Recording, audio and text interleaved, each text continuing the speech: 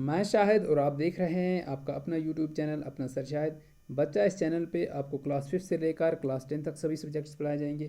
تو امید کرتے ہیں آپ سب مزے میں ہوں گے، اچھے سے ہوں گے اور پڑھائی کر رہے ہوں گے۔ تو اگر آپ کو کوئی بھی ویڈیو دیکھنا ہو تو آپ چینل کے اندر جائیے گا اور پلے لسٹ میں جا کے آپ آرام سے اپنا کوئی بھی ویڈیو دیکھ سکتے ہیں۔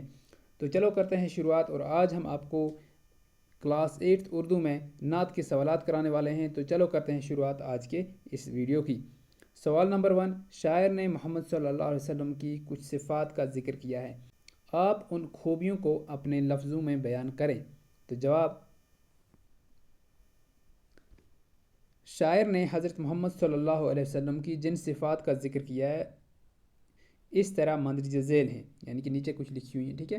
آپ صلی اللہ علیہ وسلم غریبوں کے کام آتے تھے، آپ صلی اللہ علیہ وسلم خطا کاروں کو درگزر کرتے تھے، جو آپ کے ساتھ برا کرتا تھا آپ صلی اللہ علیہ وسلم اس کے ساتھ نیک سیرت سے پیش آتے تھے، عرب کے مختلف قبیلوں کو لڑائی سے ہمیشہ دور کرتے تھے، آپ صلی اللہ علیہ وسلم نے عربوں کو جہالت کے اندھیرے سے دور کیا اور اسلام کو پوری دنیا میں پھیلایا، ٹھیک ہے، یا پھیلا دیا۔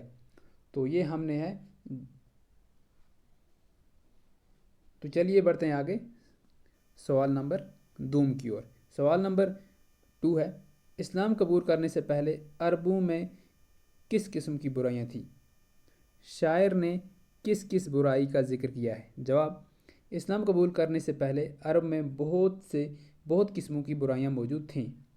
وہ اپنی بیٹیوں کو زندہ دفن کرتے تھے، قبیلے آپس میں ایک دوسرے کے ساتھ جھگڑتے اور فساد کرتے رہتے تھے، شراب پینا اور جوا کھیلنا ان کا رواج تھا۔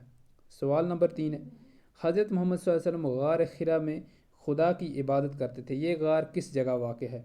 تو جواب، یہ غار مکہ معظمہ کے قریب ایک پہاڑی جسے جبل نور کہا جاتا ہے پر واقع ہے۔ تو اس طرح ہمارے اس سبق یعنی کہ نعت کے سوالات مکمل ہوا چاہتے ہیں۔ تو ملتے ہیں ایک نئے ویڈیو میں، تب تک اپنا ڈھیر سارا خیال رکھیے گا۔ Stay tune, bye bye.